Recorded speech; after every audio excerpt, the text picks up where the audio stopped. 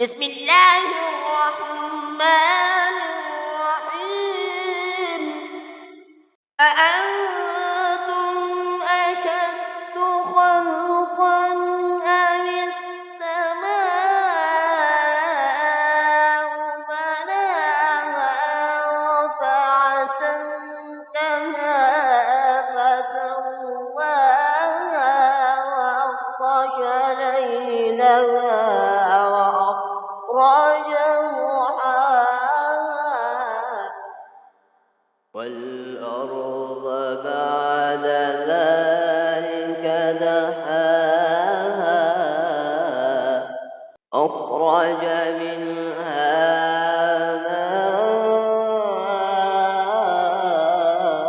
ماءها ومرعاها أخرج منها ماءها ومرعاها والجبال أرساها متاعا لكم ولأنعامكم فإذا جاءت الطامة